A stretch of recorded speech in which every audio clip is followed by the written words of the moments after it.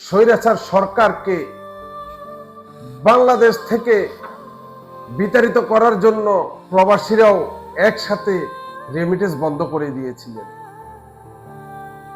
হৃদয় ভরা ক্লান্ত নিয়ে এই ভিডিওটি বানাচ্ছি। প্রিয় দর্শক ফ্যান ফলোয়ার আছে, তারা অনেকেই আমাকে মেসেজ করে বলতে চাচ্ছেন রেমিটেন্স বন্ধ করার জন্য ভিডিও বার্তা বানিয়েছিলেন।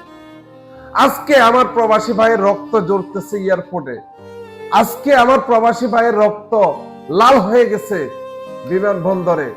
ভাই এখন কোথায় আপনার ভিডিও? হ্যাঁ ভাই, আমি বলতে চাই প্রতিবাদী ভিডিও আমি করেছি, এখনো করতেছি। হৃদয় ভরা ক্লান্ত নিয়ে এই কথাটি বলতে চাই, আমরা যারা প্রবাসী আছি, আসেন না আমরা সকলে মিলে আমাদের অধিকারটা আমরা ছিনিয়ে নিয়ে আসি।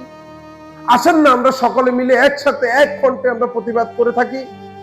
আমার প্রবাসী ভাইয়ের উপর অত্যাচার কেন? আমি যে বিষয়টি বলতে চাচ্ছি আপনারা জানেন, আজ থেকে 2 দিন আগে বিমানবন্দরে যে ঘটনাটি ঘটেছে, একজন প্রবাসীর উপরে যেভাবে নির্মমভাবে নিরীহভাবে তার উপরে অত্যাচার করেছে এবং কি তার গায়ে হাত তুলেছে, সেই ভিডিও ফুটেজটা আপনারা সকলে দেখেছেন। ইভেন আপনারা সকলে এটাও জানেন, কিংবা আপনারা অনেকে বলেছেন এই প্রবাসীর অনেকটাই ভুল ত্রুটি ছিল। ভাই প্রবাসীটার হাজারো ভুল ছিল,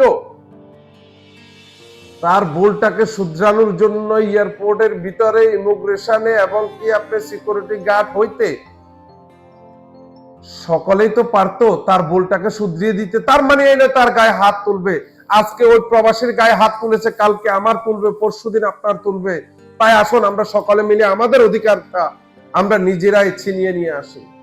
আর কত আগস্ট আপনাদের হয়তো মনে আছে, বিমানবন্দরে গিয়ে প্রত্যেকটা ছাত্র প্রবাসীদের হাতে একটি করে ফুল তুলে দিয়ে বলেছিলেন যে বাংলাদেশ স্বাধীন হয়েছে, আপনারা এখন বাংলাদেশে ব্যাংকের মাধ্যমে রেমিটেন্স পাঠাবেন।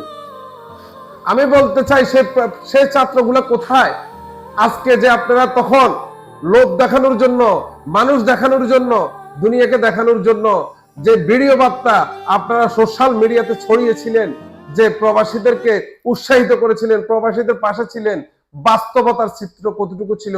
আজকে যখন এয়ারপোর্টের ভিতরে একজন প্রবাসীর উপরে অত্যাচার হয়, একজন প্রবাসীর উপরে হামলা করা হয়, একজন প্রবাসীকে রক্তাক্ত করা হয়, তখন আপনারা কেন এয়ারপোর্টে গিয়ে এই প্রতিবাদ তীব্র নিন্দা আপনারা জানান নাই?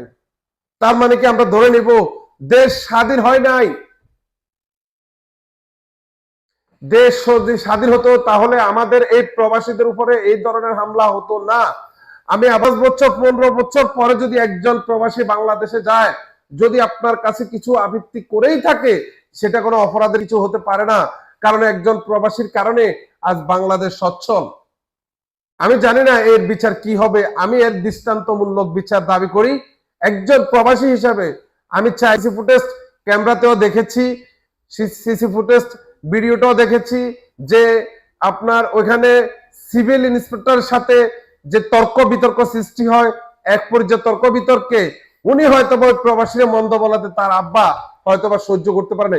পিরন সন্তানের সামনে যদি একজন বাবাকে যদি মন্দ বলা হয়, পৃথিবীর কোন সন্তান এই বিষয়টা মেনে নেবে না। সেটা অন্যায় হোক কিংবা ন্যায় হোক, বাবার কাছে সে, একজন সন্তানের কাছে সে বাবা।